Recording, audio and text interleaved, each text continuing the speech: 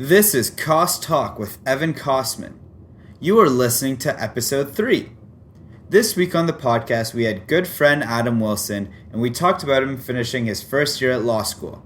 He is currently attending Osgood, and he had some things that surprised him, some struggles, just normal stuff that you'd expect with the territory. We dove into his experiences because he told me a story before the podcast, and I thought you should hear it too.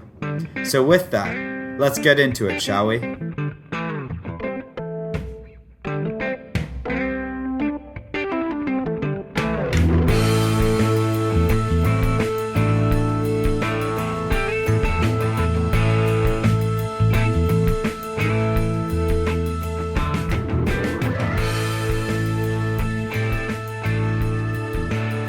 So I'm here with Adam Wilson, currently in law school at Osgood. So when did you decide to go into law school, and what drew you to it? So for me, it was a long time ago. I can't remember an exact date or anything. I mean, wasn't when I was in undergrad or anything. I've sort of grown up around the legal profession a little bit. My dad's a lawyer, and he always worked pretty crazy hours. Like, I was always very cognizant of the fact that he was off doing lawyer things. So I was always sort of drawn to it in that sense. And he's a personal injury lawyer, so I sort of knew what he was. He would explain to you what he was doing. That he would help people who'd been in car accidents or who'd been injured, sue their insurance companies, get money back for their injuries, that sort of thing. And I thought, well, that's pretty cool. He's helping people, and if there's this profession that allows you to help people in this way, I was sort of drawn to it. So I think it was sort of a long time coming. Like, there was always sort of this sort of feeling that naturally I would just be applying to law school out of undergrad, and I was okay with that, and that's what I wanted. Yeah.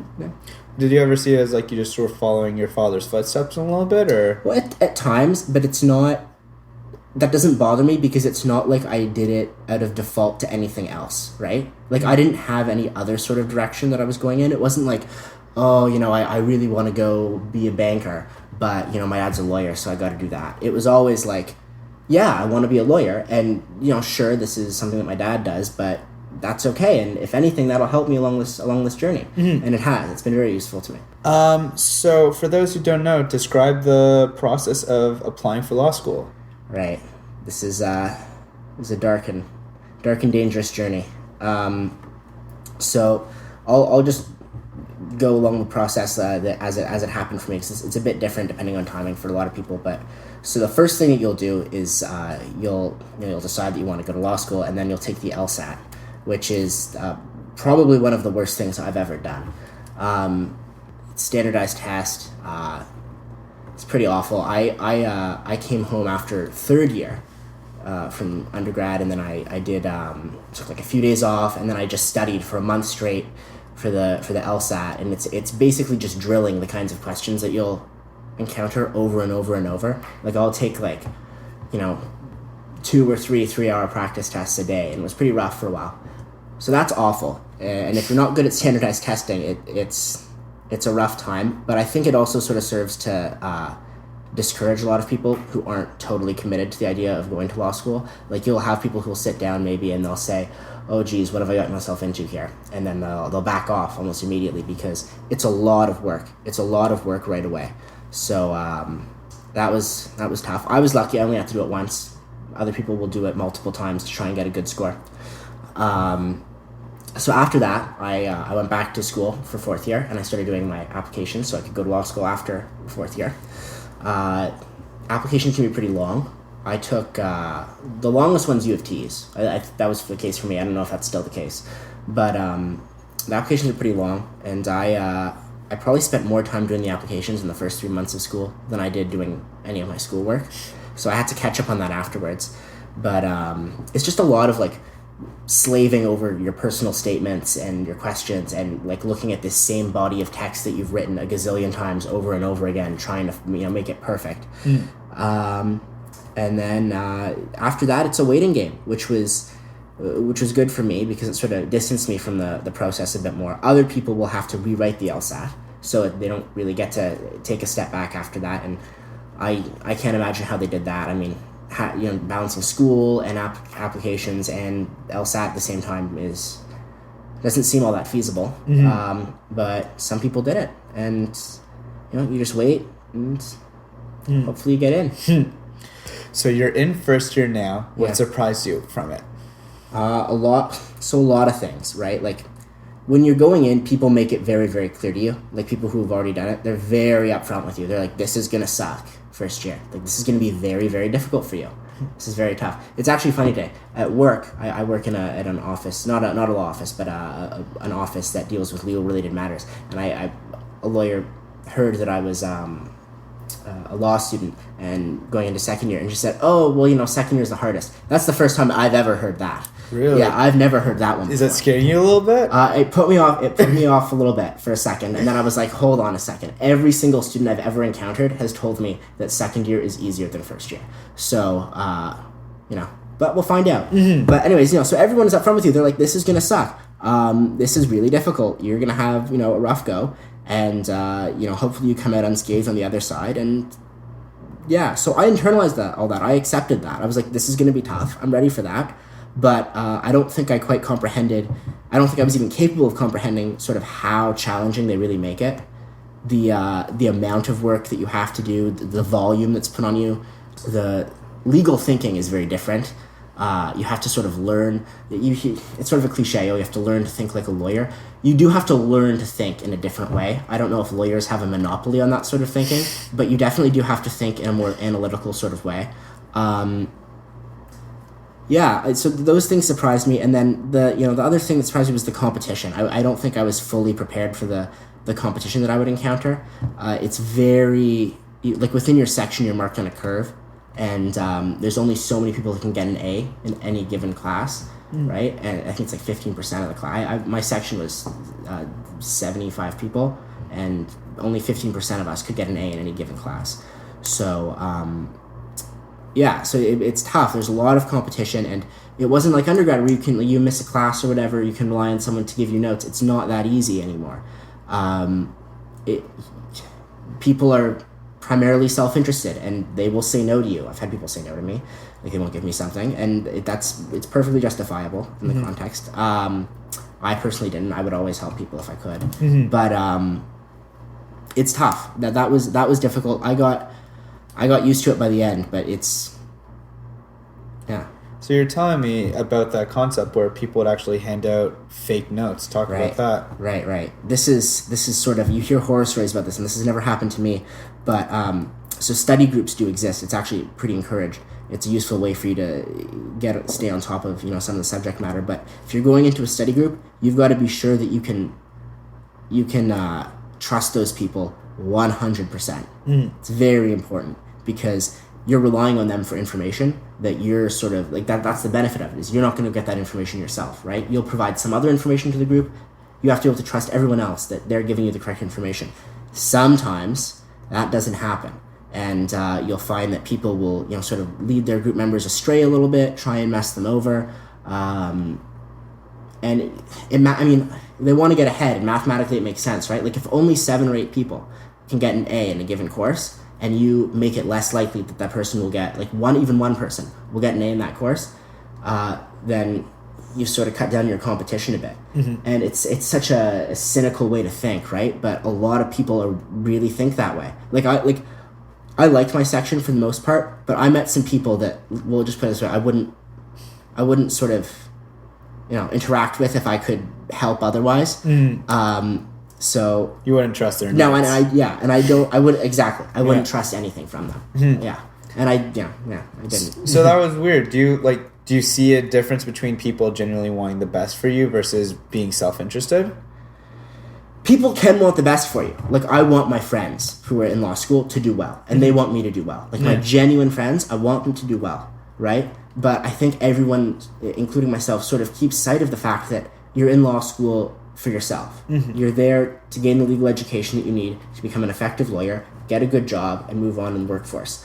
The way it's structured is they pit students against each other. It's a competition-based system. To be able to be successful, you have to be competitive to an extent. You can still want the best for the person sitting next to you. I always did, but I also want the best for myself, and that's very justifiable in my eyes. No, it absolutely is. Yeah. It's kind of scary, but it's scary. definitely justifiable. Absolutely. And I'll say this.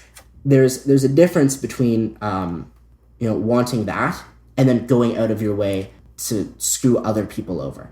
Like, I would never ever give people incorrect notes. I would never ever say no to someone. If you missed a class because you were sick and you need notes, I'll give them to you, right? Because I don't know of anyone who did it for sure, but you hear rumors, and thinking about that, like, that shows me that you don't believe to give people incorrect notes or to try and screw other people over. That shows me that you're not confident in your own abilities enough to say, wow, even in competition with these people, I can do well on my own.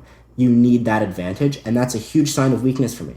I think it's a huge sign of weakness. But that's performance-enhancing drugs in sports. That happens. It does happen. Anything to get ahead. Yeah, absolutely. It's anything to get ahead. And what do we do to people who take PEDs in sports, right? We put an asterisk next to the name and give them $100 million. Well, we do that, but there's also an element of derision, right? Yeah. Like, every time you mention Lance Armstrong's name, what's the first thing to come up? It's going to be the steroids, right? Yeah. You're going to think about that. And that's the same way. It happens the same way in law school. If there's obviously rumors about people who've done this sort of thing. You bring up their name, what's the first thing to happen? Your reputation is really something that's valuable to you, especially sort of in the close confines of law school. And there's only 70 people in my section, and I have every class with them. You get to know each other. Exactly. If you your reputation up the first year, I don't know if this is for you. That's absolutely fair. Like, it's hard to think about, but you guys know each other. You guys are going in the same journey together. Exactly. And yeah. So what is your end goal with law school? Well, the end goal is to be a practicing lawyer. I don't have any sort of grand designs here.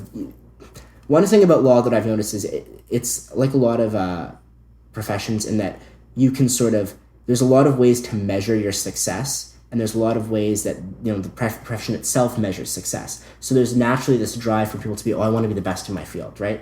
Like, the best judges, they end up mostly, there's a political element to it, but the best judges mostly will end up on the Supreme Court, let's say, right? Or at least courts of appeal of the provinces. They'll move up in the court system. The best lawyers will get QC next to their names, which means Queen's Counsel. They're the best lawyers. I'm not necessarily fixated on that. A lot of people really are, because a lot of value is put on that. And I think that also comes that develops a bit organically from the competition that you face right away in law school. Like, you're put in that competitive environment. It seems only natural that as you move on, it's always going to be competitive. I want to get that QC. I heard, lawyer over there got Queen's Counsel. I got to get that because I know I'm that good. I don't really have designs on any of that. My goal here is to be able to have a good job, support a family that hopefully I have in the future, spend time with my friends. I want to live a happy, enjoyable life. And I'm not sort of overly worried about credentials here. So that's the end goal. So after all this, what makes you stay in law school? Well, so for me, my interest in law as a profession was confirmed this year, right? Like, people will go into programs and sometimes they'll switch out of it and they'll say, well, it wasn't what I ultimately was interested in. I had this idea of what it would be like, didn't quite match up to it. I'm going to go do something else. And that's perfectly fair. There's nothing wrong with that. It's the right thing to do, probably, you want to be happy. So this year for me, luckily, my interest in the profession was confirmed. In law generally, I really enjoyed what I was learning, and I was super interested by all of it. So even though it drove me up the wall sometimes, like, really, truly it did, but it was still, at the end of the day, I was still interested in what I was doing. So that's one thing that keeps me involved in law school. I'm not going to drop out now because I know I'm on the right path. I'm happy with my decision. And then the other thing is, one thing I want for my life is I want to be able to say, whatever I'm doing in my life, I want to say, well, you know what, for the benefit of society, my job has a purpose. Right? This is I'm providing some sort of net positive to society by what I'm doing. And I genuinely think now, more than ever, after first year, that law is a field where that can be achieved, right? You hear, sort of negative stories about lawyers, and you get the sort of stereotypical, like, shister who rips you off and, they exist, right? But there also exist a lot of really, really good, honest lawyers who want to make a difference for their clients, and that's very attractive to me. someone who doesn't have the knowledge to advocate for themselves being, represented by someone who does in an effective way, in a way that helps them and, yields tangible results for them, that sounds incredibly rewarding. And that's something that I want to do. No, it sounds absolutely worth it. Yeah, absolutely. Who gave you the best advice going into first year, and then who's giving you the best advice leaving it? It's so funny because all of the advice that we were given going into law school, we had a lot of orientation stuff, right? And all the advice that we would get from students who were already there was always, it was almost a joke. They'd give you advice and they'd be like, but everyone's different. Everything works differently for, everyone finds their own way. Yeah. You got to figure it out for yourself. I do X. I brief all of my cases and then go into class with, my case is briefed and I know everything and I can engage with the prof. But that's how I do it. Mm-hmm. I know people who didn't read and just got their information primarily from lecture and still did very well. So it's different for everyone. Mm-hmm. You hear this all the time, right? And we laughed at it at first, right? But it was really valuable in the end, right? Because I knew if no one had ever said that to me, I think I would have sort of stuck by someone else's approach in the beginning. Like when I started law school in the very beginning, I was trying to brief every case and go into every class, having everything read, pit-pat, done. Impossible to maintain, at least for me. Some people maybe, but some people are superhumans. Mm-hmm. If I hadn't known, if someone hadn't told me that it's different for everyone and there's more than one formula for success, I probably would have stuck with that, and I'd hate to see what would have happened if I'd done that. It probably would not have ended well for me, because having heard that the amount of times I did, I felt confident sort of tweaking the approach in a way that I felt was better for me, and in the end it was. So it was helpful. I wasn't trying to brief every case anymore. I was trying to prioritize things. I was trying to say, okay, well, this is a really important area, this really important case. The prof has talked about this much. I'm going to brief this. I won't brief this other case tonight. It seems pretty minor. I'll pick up on it in class, and if I have to come back to it after, sure. That became my approach. Mm-hmm. I was more flexible. Mm-hmm. You're adapting to the situation as you went along. Exactly. And I know, but I know other people who maintained a very rigid pace the entire way through. There are some people in my section who I'm utterly in awe of because I don't understand how they operate, right? I'm just how are you a person, right? But they exist somehow, and they walk among us. And they were able to maintain this sort of rigid, perfect schedule of that, and all the power to them. It wasn't going to be me. No, it's completely fair. To each their own, yeah. Coming out of it, I don't know. I honestly, I haven't had much advice since I've come out of it. Okay. I've tried to not think about it as much as I can because I thought about it a whole lot all year. So, you know what? Honestly, the best advice I've got so far, one of my profs told us, after exams, just do anything but law. Just take a little while, do anything but law. And I before I started work, I took 2 weeks and I did fuck all. It was great. It was awesome, and I needed it.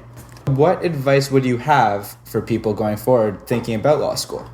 Don't take it lightly. No, really, do not sleep on it, because it will creep up on. You have to be cognizant of the fact that it's going to push you to places that you probably haven't been before. If you're like me, and you had to really work for it. Like I said before, there were some people in my section who didn't really have to work for it, and I'm in awe of them. But for me, I had to work for it, and everyone should be prepared to do that. If you're not, you're gonna have a real bad year. Even if you're fine with sort of just being, scraping by and or even not doing well, even if you're fine with that, you're still gonna have a rough time, because the demands that are placed on you, they're pretty intense. And then the other thing I would say is there's going to be a lot of pressure from the school and from everyone else around you constantly, and it may not be sort of direct pressure, but you'll feel it, to compare yourself to every single other person around you. And how could you not, right? You're on the curve.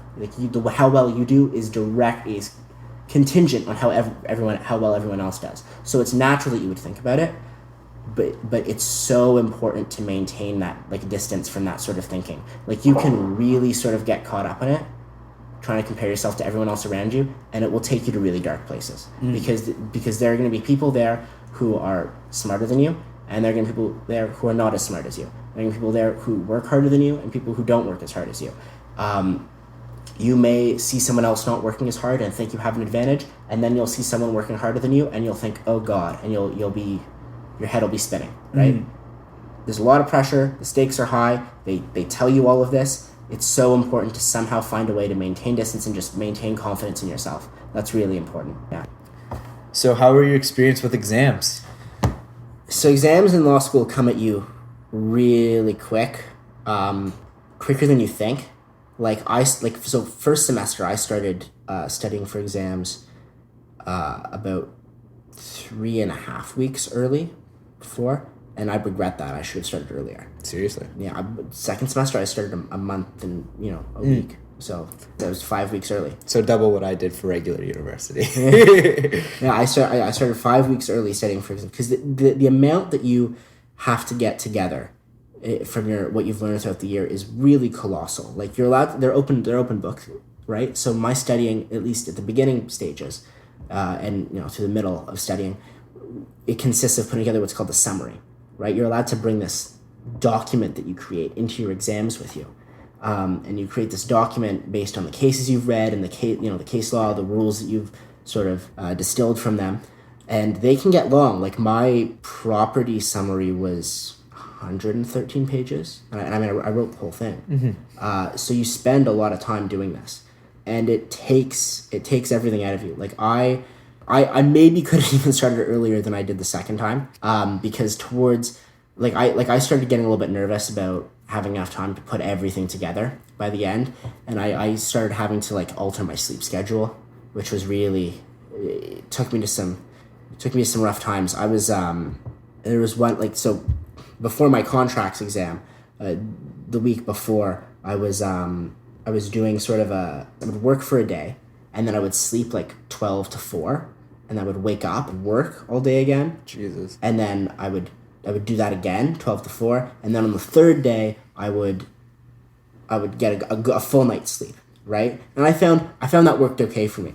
But I was getting under crunch time, and then in second semester, I was getting ready for property. Property was not my strongest course. Mm-hmm. That was a tough time for property. Was not easy for me, and I ended up. This was an interesting decision on my part, but I ended up sort of deviating from that sort of schedule that I had set up, and I just did 3 days straight. I was awake, and I had done 2 days before straight without sleep, and that was fine. You can still function, right? Okay. 3 days I found I was pushing it. You don't realize it in the moment, but you realize it after you get sleep later that you're really operating at a compromised mental state. You're really not at your best. You can't process information the same way. I guess it was fine in the moment because I was really just sort of making my summary, so I was taking information, just putting it in. Mm-hmm. But if I had to write my exam like that, it would have been game over. Seriously? Oh yeah, it would have been. Yeah, you can't think. Mm-hmm. But after that third night, I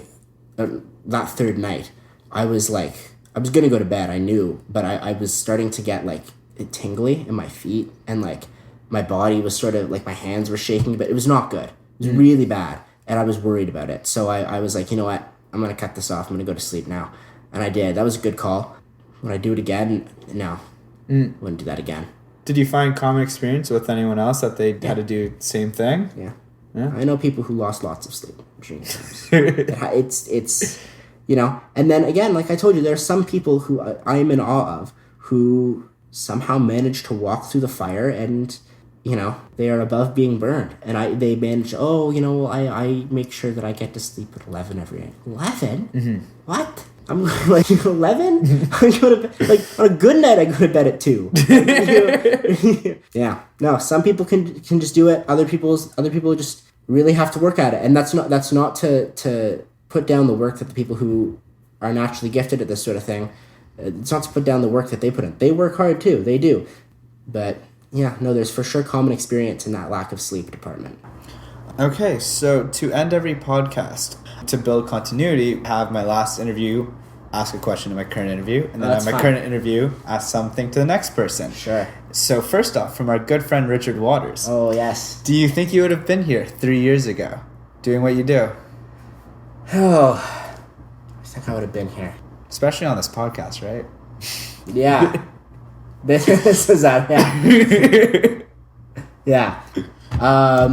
Yes. I don't think I would have expected to be in the school that I am. I would have expected that I would be in law school. I was confident myself in that respect that I would get there. And like I said, this was always a long-term goal. Yeah, I don't know if I ever thought I would get into Osgood. You know, you set sort of high goals for yourself, and I always was like, you know what, I want to move back to Toronto. I want to get into either U of T or Osgood. But guess what? They're the two most difficult to get into. So, I was always sort of skeptical of my own ability to get in. I was always saying, you know, well, I'll probably end up back at Queen's or I'll end up at Western. And those are wonderful schools, don't get me wrong. I would have been, you know, over the moon to go to any of them. But when I got the acceptance email from Osgood, that was a day. Yeah. That's awesome. That was a day. So. Well, congratulations. Thank you. I gave you the congratulations a year ago, but Yeah, I'll give it I remember. again. Yeah. So, do you have a question for our next interview? It can be silly, it can be serious. Sure, of course. I want to know, what do you think the most important skill is for success? And I don't mean sort of industry-related skill. I mean a skill that is sort of interchangeable between industries, sort of maybe a personal trait or whatever. What do you find, what personal trait or what sort of skill do you find in successful people that you encounter most commonly? Great question. Yeah, all right. Thank you, Adam, for being on the podcast. No, my pleasure. All right. And thank you, listeners, for listening. All right. Special thanks to Adam Wilson for being on the podcast this week. He was great. He told me the story of his bone shaking after staying up for 3 days before I even came up with the podcast. And I just couldn't comprehend the struggles associated with first year of law school. So I had him on the podcast so he could tell you, and I hope you liked it. Just some quick follow-up notes. If you could follow us and like us on Facebook and Twitter under the username KossTalk, it'd be greatly appreciated. If you could rate and subscribe on iTunes or Google Play, wherever you listen to podcasts, it would also go a long way. Seriously, all the support that you guys have given us has been fantastic. We got over 100 streams or downloads over the first week of the first interview with Richard, and I was blown away that happened so quickly. New episode out every Monday. Bye, everybody.